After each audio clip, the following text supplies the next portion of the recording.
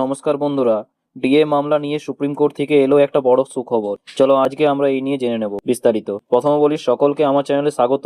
আপনারা নিশ্চয়ই জানেন যে রাজ্যের সরকারি কর্মচারী এবং পেনশনারদের বহু পঠিত ডিএ সংক্রান্ত মামলাটি বর্তমানে দেশের শীর্ষ আদালত অর্থাৎ সুপ্রিম কোর্টে বিচারাধীন রয়েছে। এই মামলাটির শেষ শুনানি কবে হয়েছিল?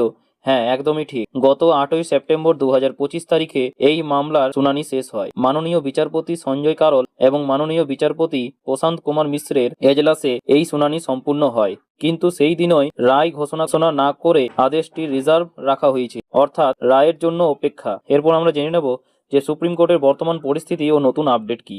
ঠিক আছে, এখন প্রশ্ন হলো যে এই রিজার্ভ থাকা রায় নিয়ে সুপ্রিম কোর্ট থেকে এই মুহূর্তে কি খবর সামনে আসছে। আপনারা জানেন যে বিগত কয়েক সপ্তাহ ধরে বিভিন্ন বড় উৎসবের কারণে সুপ্রিম কোর্টে ছুটি ছিল, যাকে আমরা হলিডে বা পিরিয়ড বলি। কিন্তু এখন দীপাবলি ও ছট পূজার উৎসবের আবহ শেষ, আর ঠিক এই কারণেই সুপ্রিম কোর্টের কাজ আবারও পুরো দমে শুরু হতে চলেছে। সবচেয়ে গুরুত্বপূর্ণ খবরটি হলো, বিচার বিভাগের সূত্র ধরে মনে করা হচ্ছে যে আগামী সপ্তাহে বা খুব দ্রুতই এই বহু আলোচিত ডিএ মামলাটি আবার সুপ্রিম কোর্টের দৈনিক তালিকায় উঠে আসতে পারে।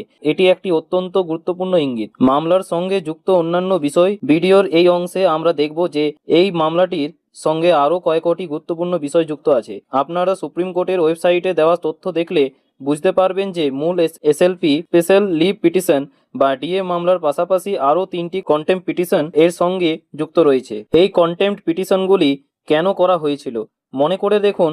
পূর্বে আদালত যে নির্দেশ দিয়েছিল তাতে বলা হয়েছিল 6 সপ্তাহের মধ্যে কর্মীদের 25% ডিএর এরিয়ার দিতে হবে, কিন্তু রাজ্য সরকারের পক্ষ থেকে তা দেওয়া হয়নি। সেই আদেশ অমান্য হওয়ার কারণে কর্মী সংগঠনগুলির পক্ষ থেকে এই 3টি আদালত অবমাননার মামলা বা কন্টেম্প্ট পিটিশনও মূল মামলার সঙ্গে একসঙ্গে যুক্ত করা হয়েছে। অর্থাৎ যখন রায় ঘোষণা হবে তখন শুধুমাত্র ডিএ মামলার নয়, এই কন্টেম্প্ট পিটিশনগুলি ভাগ্য নিয়েও একটি সিদ্ধান্ত আসার সম্ভাবনা রয়েছে। এবং এবার জেনে নেব যে আমাদের পরবর্তী পদক্ষেপ ও বার্তা কি। এখন উৎসবের মরহুম শেষ, সকলের চোখ এখন সুপ্রিম কোর্টের দিকে। আগামী সপ্তাহে ডিএ মামলাটি উঠলে কি রায় আসে বা কবে রায় ঘোষণা করা হয়, সেই দিকেই আমরা সকলে তাকিয়ে আছি। বন্ধুরা, আমি আপনাদের কথা দিচ্ছি, এই মামলা সংক্রান্ত ছোট্ট কোনো আপডেট আসা মাত্রই সবার আগে আমি ভিডিওর মাধ্যমে আপনাদের সঙ্গে তা শেয়ার করে দেব। তাই যদি আপনি এই গুরুত্বপূর্ণ খবরগুলি মিস করতে না চান, তবে যারা এখনো এই চ্যানেলটিকে সাবস্ক্রাইব করেননি তারা অবশ্যই কিন্তু চ্যানেলটিকে সাবস্ক্রাইব করে যুক্ত হয়ে যান। ভিডিওটি গুরুত্বপূর্ণ মনে হলে একটি লাইক দিন